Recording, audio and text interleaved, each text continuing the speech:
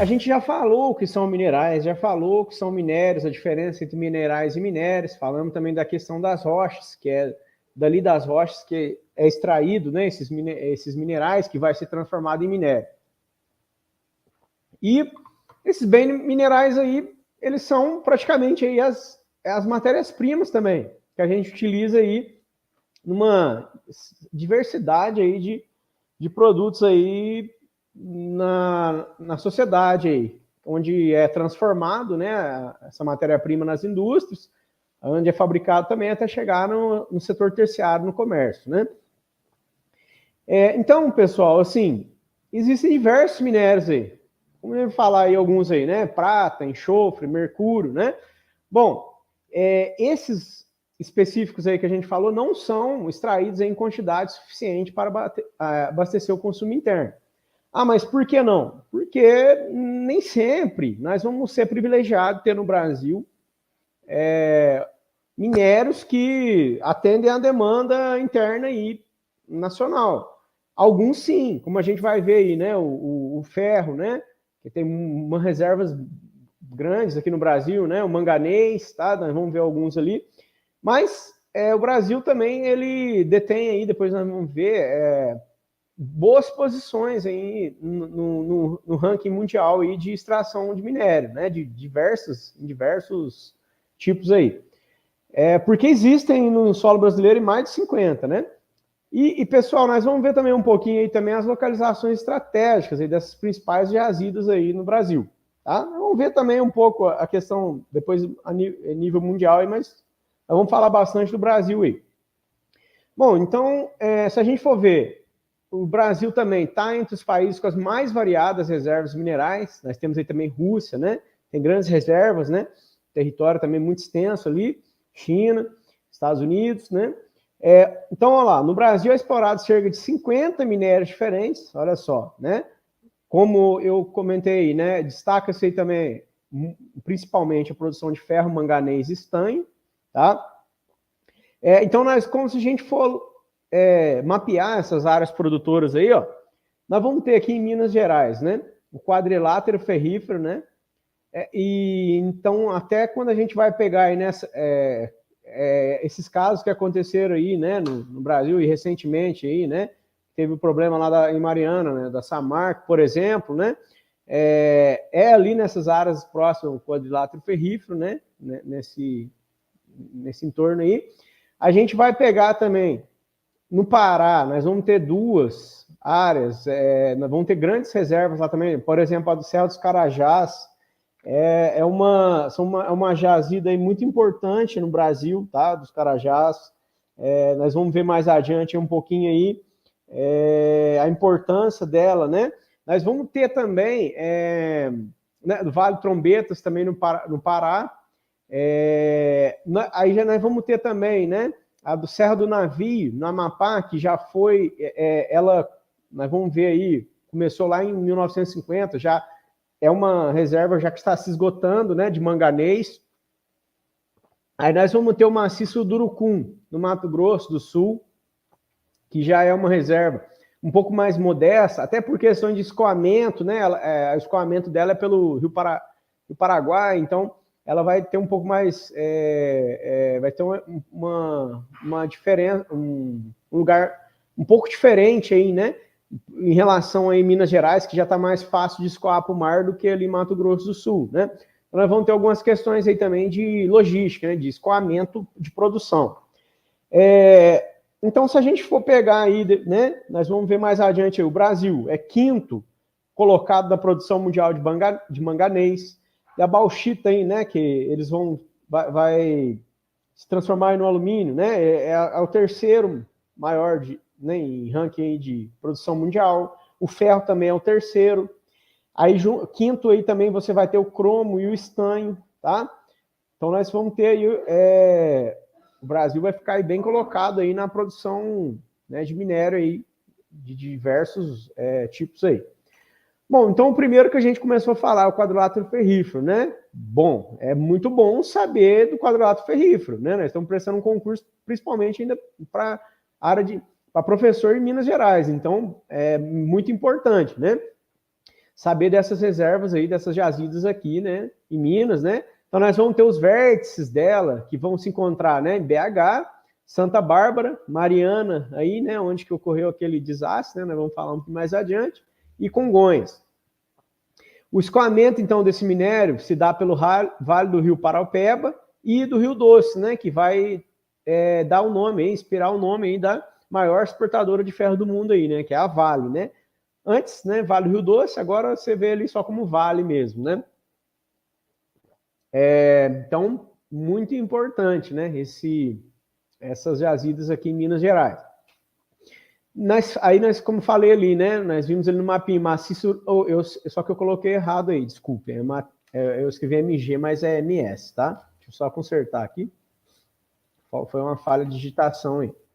Então, Mato Grosso do Sul, né, o maciço do Urucum, localizado ali no Pantanal, né, Mato Grossense. Como eu falei, uma produção mais modesta, de ferro também, e manganês.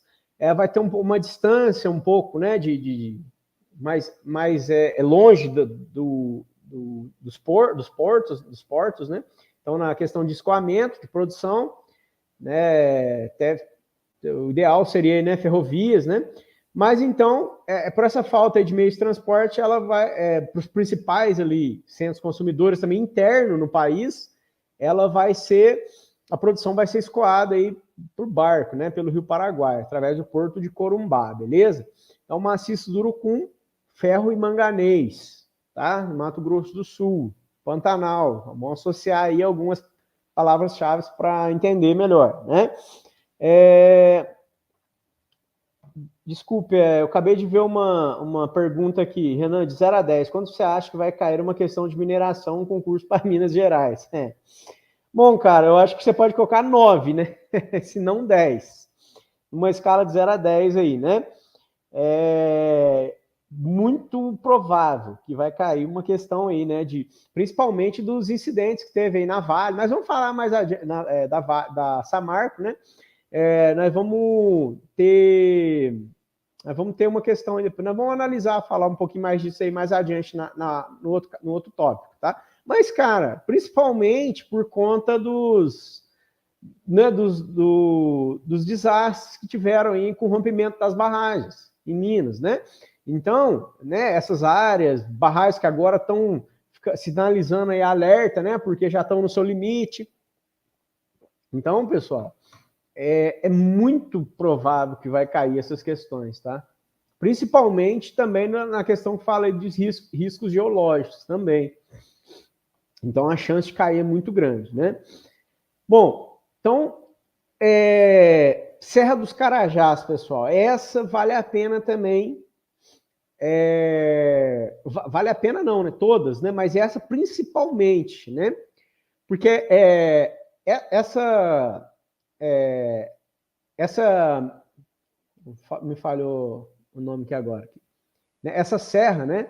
E onde que está esse projeto que também é chamado Grande Carajás, essas jazidas, agora me voltou aqui, essas jazidas no Pará, elas são muito abundantes, né? E especificamente essa aí do Serra dos Carajás, também é chamado Projeto Grande Carajás, né, que foi descoberto em 67, né, no sudeste do Pará.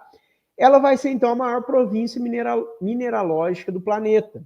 Então, bom, você vai ter uma concentração mineral ali muito importante no país, né, em termos aí de exploração mineralógica. Então, é necessário também levar em consideração essas serras, essas jazidas do Pará, né? Tanto que a gente mencionou aí do Carajás, né? E como a outra que a gente citou também, inclusive aquela do Amapá, que a gente vai falar adiante, que já está se esgotando um pouco. Então, é claro, Minas Gerais tem uma relevância grande, sim, enorme, né? Na produção, que nem a gente viu ali, principalmente de ferro, né?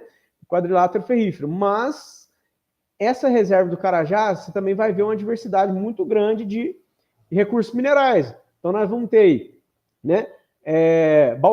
Bauxita, manganês, além do ferro, né? Estanho, ouro, cobre, níquel. E se a gente for voltar um pouco na história, né, pessoal? Nós vamos ter também ali no Pará, né? Não foi ali no Pará que a gente vai ter naquela época, que vai ter até aquele filme, né? Que retrata lá a Serra Pelada, né? Que teve que foi aquele formigueiro humano, foi gente migrou em massa para lá para, né? Para exploração aurífera, né? De ouro. Então também foi ali no Pará. Então o Pará já vai ser historicamente, vai ter muito essa questão histórica aí da exploração mineral lá, né? E aí nós vamos ter como responsável, pessoal, no Pará, um geólogo, tá? De uma transnacional norte-americana, que descobriu aí essas grandes reservas aí, né? De uma empresa chamada United States Steel, né? Eu acredito que essa palavra é Steel, né? Que quer dizer aço, ou steel, tal, Steel. Mas então foi uma empresa transacional, né, que descobriu essas grandes reservas aí do projeto do Grande Carajás, tá bom? No Pará. Bom, e aí ainda no Pará nós vamos ter o Vale do Rio Trombetas, tá? Vale do Rio Trombetas, então, nós vamos ter em 1966, né, também uma transnacional canadense, a Alcan, tá? Que descobre uma grande jazida de bauxita, tá? Bom, eu imagino que, né, você já deve ter ouvido falar da Alcoa, né? A Alcoa, que também é uma empresa que explora bauxita aqui no Brasil. Bom, eu imagino que seja esse AU aí, tá? Eu vou dar uma especulada, tá? Eu imagino que seja relacionado com alumínio, tá? Porque a bauxita, né, é um dos minerais aí que vão ser empregados na produção de alumínio. Então lá, nas décadas 70 e 80, seguiu-se a política dos governos militares de ocupar e aproveitar economicamente o espaço amazônico. Então, nós vamos ter aí um incentivo, né, durante os governos militares, né, pós 1964, os governos militares, então, vão incentivar aí essa ocupação amazônica, né, essa exploração do espaço amazônico. Bom, falta falar duas aí, né, temos aí a Serra do Navio, então, né, no Amapá. Também grande produção de manganês, só que essa bem antiga, né? Mais de 70 anos aí de produção, né? De início aí de produção que nós tivemos lá em 50, década de 50. Então, essas reservas já estão quase esgotadas, é o que a gente traz aí de informação aí, tá? Bom, agora nós vamos falar da última então aí, tá? A última que a gente está citando aí é a... Deixa eu só... Ah, tá. Beleza. Opa, gente, perdão aí, que eu acho que ficou faltando uma. 3, 4, 5. Ah, não, desculpa, já falei de tudo. Deixa eu só fazer um parêntese aqui, tá? Nós já falamos das 5, né? Eu vou fazer um parêntese. Essa do Vale do Rio Trombetas, tá? Ela vai receber um outro nome, que é da serra onde ela está localizada, tá certo? Que é a Serra Ori, é o nome bem mais difícil um pouquinho aí, é a Serra de Ori Minachá. Deixa eu só confirmar se a pronúncia tá certa aqui, tá? Para não falar coisa errada para vocês, tá?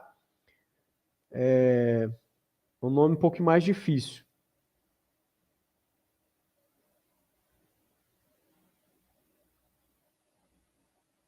Serra.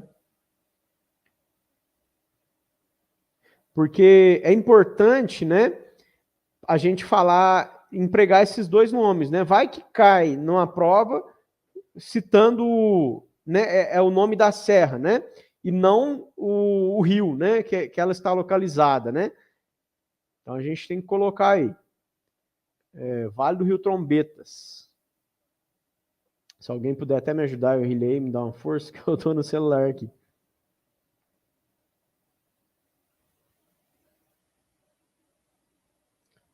Serra. Não, eu falei errado, tá vendo? Por isso que é bom. Oriximiná, desculpa. Tá? É Oriximiná. Então, vale fazer um parêntese aí, que no Vale do Rio Trombetas, que em alguns casos eles vão se fazer alusão a essas reservas do Vale do Rio Trombetas, no Pará, eles também vão chamar aí de o nome é difícil mesmo. Oriximiná, tá? Então é o rio, a Serra do Oriximiná, beleza? Só para ficar registrado isso aí, né? Caso depois surja aí alguma dúvida. Bom, vamos lá. Então, vamos ver essa tabelinha então aí, né? Como eu já falei, então. O Brasil, então, está nas 5 primeiras aí colocações na produção mundial aí de manganês, bauxita, ferro, cromo e estanho. Em cobre, olha lá, está em sexto. E ouro, 13º, né? São informações do Departamento de Produção Mineral. Tá bom? Dando sequência aí,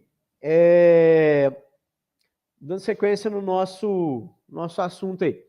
Se a gente fazer se a gente fazer, não, já fizeram, né? Um levantamento, então, aí, das estimativas de esgotamento de minério. É claro, né? Nós temos reservas comprovadas. Nós temos reservas que ainda podem vir a ser descobertas. Mas é claro, aqui a gente está trabalhando com uma estimativa, baseando-se no volume de produção que a gente tem. Então, né, atual aí no mundo. Mas é claro que também, né, além das reservas que ainda serão descobertas, né, nós temos essas informações aí de uma fonte do ano 2000, mas é claro, a gente deve se levar em consideração o tanto de quantas toneladas são extraídas de minério por dia, quantos milhões de barris de petróleo são extraídos, né? Carvão, mineral. Então a gente tem que levar isso em consideração frente ao tanto, a capacidade produtiva que cada país tem. Então, segundo essas estimativas, ó, o ouro, por exemplo, aí, já teria aí, ó, 22 anos de exploração aurífera, né? Até se esgotaram. Eu escrevi errado aí, escrevi esgotamento errado. Na correria a gente acaba errando aí. Mas olha só, a prata, né? A prata também próxima, 28, são minérios, né, mais escassos. Aí você pega o estanho, chumbo, até o cobre aí, o enxofre aí, que é na média quase 70 anos, 50, 70 anos. Aí você já chega no níquel, né? Alumínio já sobe um pouco, mais de 100 anos aí, quase 300 anos aí o ferro de estimativa de esgotamento dos minérios. Então, digamos aí, então a gente teríamos mais uns 300 anos de produção mineral aí, né, até esgotar esses recursos aí das reservas já existentes. Mas você pode até me falar assim, mas ó, e a reciclagem? Não é possível reciclar? Não, sim, é possível reciclar, né? Mas será que a reciclagem dos minérios hoje existentes, elas atendem à demanda de mineral do planeta, né? Então tem que se considerar isso também, tá? Então nós temos que levar isso em consideração quando faz essa análise aí. E nós temos também, eu estou online aí, tá tudo certo? Tá, né? Bom, e nós temos que considerar também, né, que podem descobrir novas fontes aí, novas reservas minerais. Bom, pessoal, passando adiante então aí, vamos falar agora um pouco de fontes de energia. Né, nós falamos então de matéria-prima, de minerais, né? Então, falando agora de fontes de energia. Nós temos, então, né? Nós falamos aí de ferro, bauxita, né? Manganês, ouro, cobre, mas nós temos que falar o que é utilizado para transportar esses minérios, para transformar esses minérios na siderúrgica, né? Que você vai elevar a temperaturas muito altas, né? O minério de ferro vai se transformar em aço. Você vai também o petróleo também vai ser refinado, né? Nas refinarias, e aí à medida que ele vai ser exposto a calor, ele vai ter um derivado diferente, seja um combustível, né, para aviação, seja um querosene, seja uma gasolina, óleo diesel, óleos, né, para finalidades diversas, asfalto, plásticos, né, borrachas. Então nós vamos ter uma série empregos aí desses recursos energéticos fósseis, além dos minerais. Tá, mas qual que é, então, esses são fósseis? É o que a gente pega lá, né? É origem orgânica, que ao longo de milhões de anos, eles foram adquirindo essas propriedades que, né, quando expostos a grande quantidade de energia, né, eles vão gerar uma grande quantidade de energia, desculpe, fazendo uma correção aí, quando levados à combustão. Então, de sua queima, ele vai gerar uma quantidade alta de energia, né? Que é aí a gasolina, né? Enfim.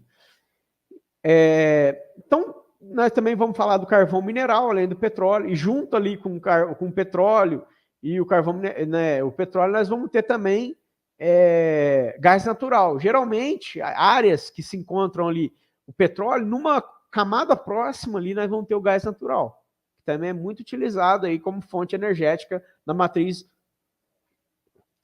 energética mundial. Então, os principais recursos energéticos, pessoal, no mundo são fósseis, tá? Ah, mas olha lá, tá crescendo a energia solar, tá produzindo muito, para todo lado se fala energia solar. Lá no Nordeste estão instalando aerogeradores para produzir energia eólica. Ah, nós temos hidrelétrica aqui no Brasil, ótimo. Mas se você for falar no mundo todo, o transporte, tudo que movimenta, que gera energia, que demanda uma grande quantidade de energia, a maior parte está concentrado nos recursos fósseis, tá? Não renováveis.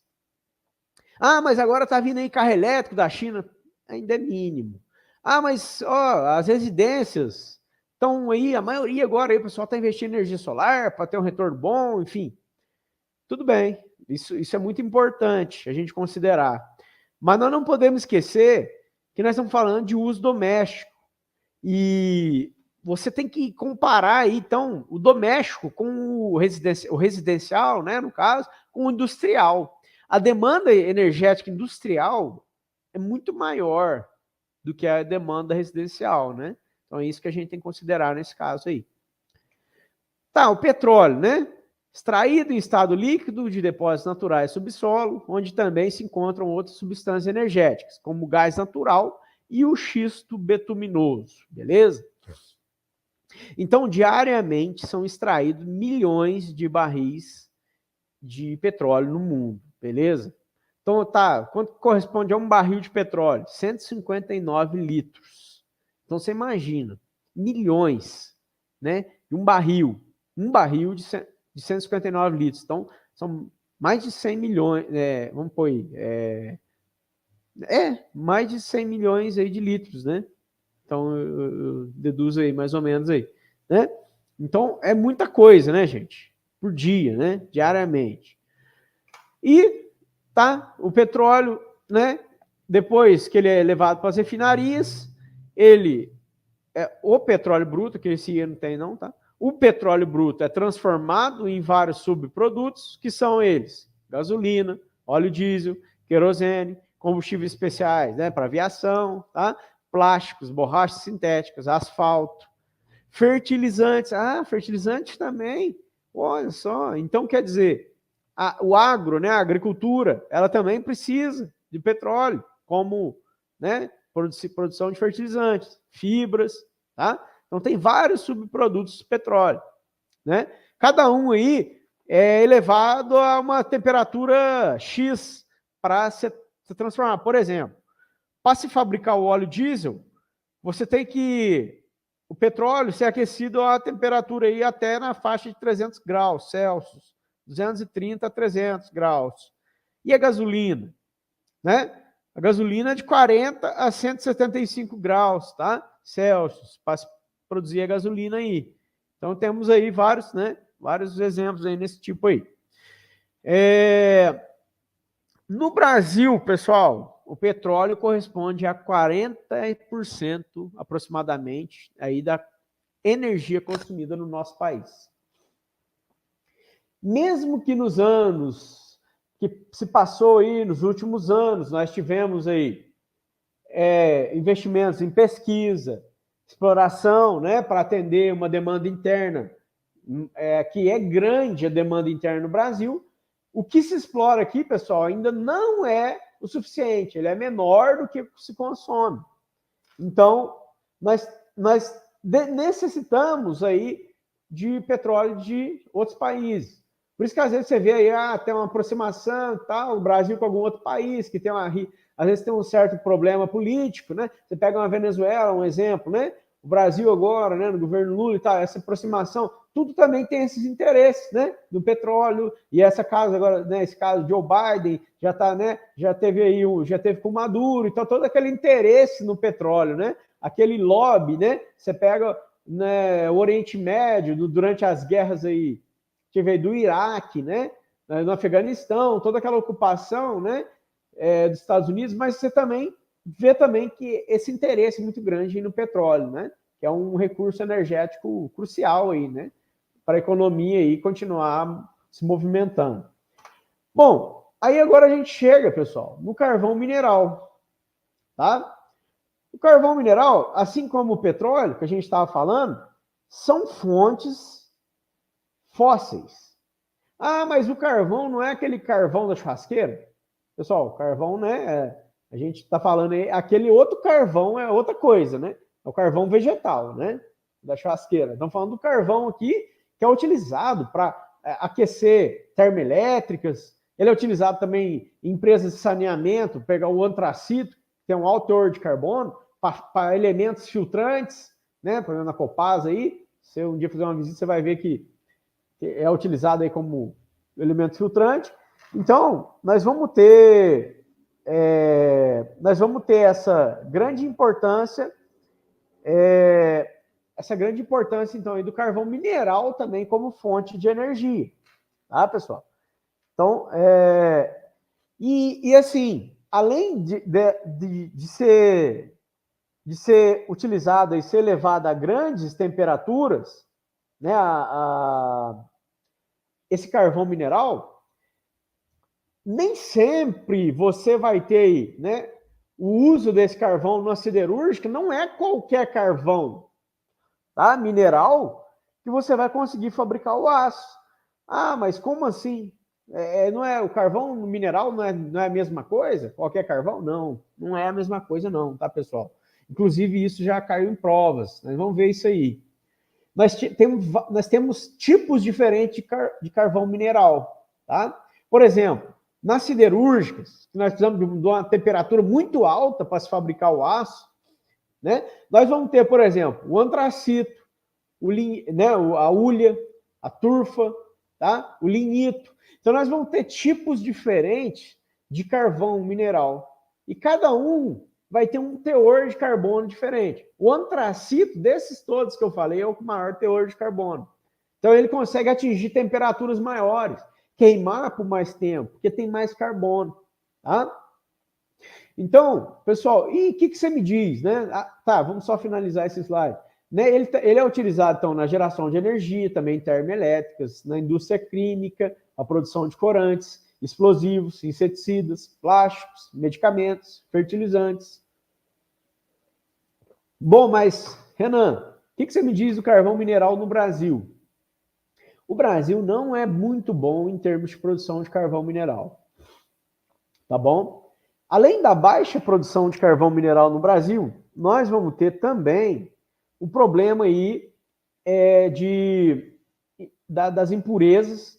Então, esse carvão ele acaba tendo que ser misturado a um carvão importado para que tenha um maior teor de carbono e poder cumprir a finalidade dele. Tá? Então, quem que fornece carvão para o Brasil? Nós vamos ter Estados Unidos, Austrália, Colômbia, Canadá, África do Sul, beleza? Certo? Vamos lá. Agora nós vamos falar um pouco, então, já falando então do petróleo, do carvão, dos bens minerais aí, né? Vamos ver então as fontes de energia, que é a que a gente estava falando. O carvão também é uma fonte de energia. O petróleo é uma fonte de energia, né? Tudo isso que nós falamos é fonte de energia. No mundo todo, né? Dados de 2016, de acordo com a empresa de pesquisa energética, né? Aqui no Brasil. Qual que é o uso das energias, a demanda mundial. Em vermelho aí, pessoal, petróleo e derivados, quase 1/3, 32% quase, certo? Olha o uso do petróleo no mundo, olha a importância. Por que se extrai tantos milhões de barris de petróleo todo dia? Segundo aí, carvão. Esse carvão nós estamos falando do mineral, tá? Não é o carvão biomassa ali, não. É o mineral. 27,1% no mundo. Segundo maior uso aí de energia, né? Matriz energética. Então já deu quase, né, 50% aí já praticamente passou. Terceiro, né? Então, olha lá, os dois primeiros, mineral. Terceiro, gás natural, 22,1%. Então, os três principais fontes de energia, minerais. Aí depois nós vamos ter nuclear, que usa, né? Usa aí elementos aí com grande capacidade aí, né? A partir do seu enriquecimento, urânio, plutônio. Aí nós vamos ter água, 3% quase, 2,5%. Ah, mas aqui no Brasil, professor, tal, é metade, né? Tem muito aluno que fala, aqui no Brasil produz muito, né? Não é todo lugar que é privilegiado, que nem o Brasil, né, gente? Tem tanta água, assim, para a produção de energia, né, e tal. Biomassa, né? E a biomassa aí ainda é mais que a hidrelétrica, né, que a hidráulica. E aí nós vamos ter também outros aí que vai dar 1,5%. E agora? E a matriz energética brasileira, pessoal? Já a brasileira nós vamos ter, então, já uma diversidade maior. Você vai ver que a água já está em 12%, a matriz hidráulica. O petróleo continua mantendo alto aqui. Carvão muito baixo. O Brasil, poucos recursos de carvão, né? Mineral. Gás natural também. Por isso que fica caro, quando tem que acionar aquelas termoelétricas. A conta de energia vai lá em cima. Porque começa a ter que demandar outros recursos que não tem, talvez, tão disponível assim no Brasil de uma forma abundante, né? Olha no Brasil, como se usa derivados da cana.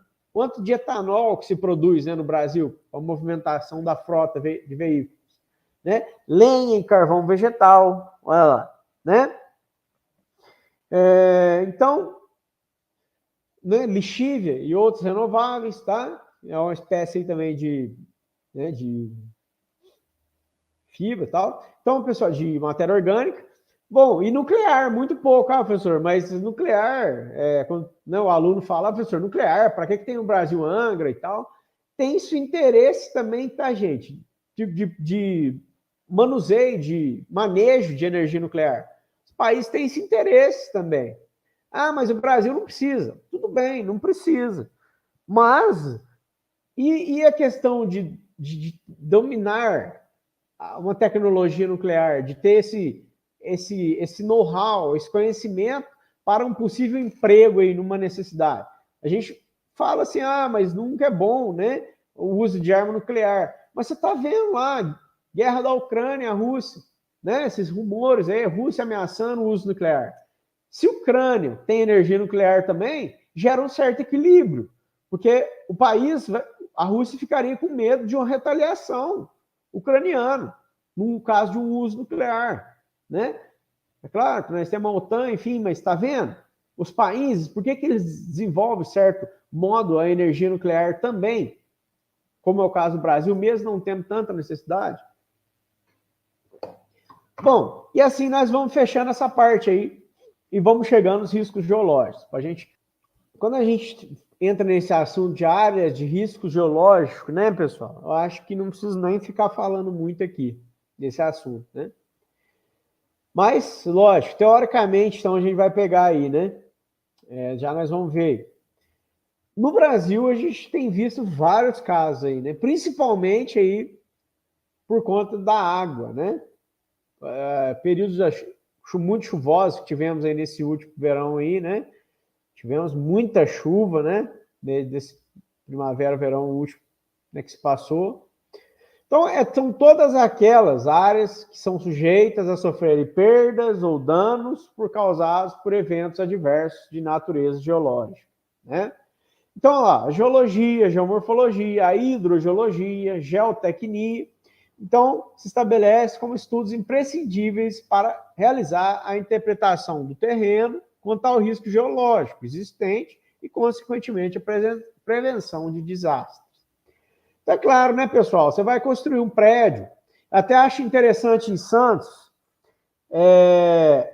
depois, se você puder, Riley, colocar uma imagem para a gente aí, uma imagem, desculpa, se você puder encaixar no slide ali depois, lá em Santos, cara, os prédios, tem lugares lá que os prédios são tortos, por questões, ao longo dos anos, aqueles prédios foram entortando, a fundação deles, eles ficaram tortos até hoje. Tem vários prédios tortos lá em Santos. Então, é claro, todo o terreno, existe uma análise geológica. Você não pode levantar um prédio ali de 10, 15, 20 andares em qualquer lugar. Né? A fundação ela tem que ser num lugar adequado. Não pode fazer uma fundação em qualquer lugar. Você vê aí, né, muitos prédios caindo. Então, são áreas de risco geológico. Por isso que elas, né, existe toda, né, uma ciência, geomorfologia, geotecnia, enfim. Tem diversas formas, geologia, para fazer análises específicas de cada coisa. Mas, é claro, nós não vamos ter só essa questão aí de solo, né? Que envolve solo, vamos ter outro.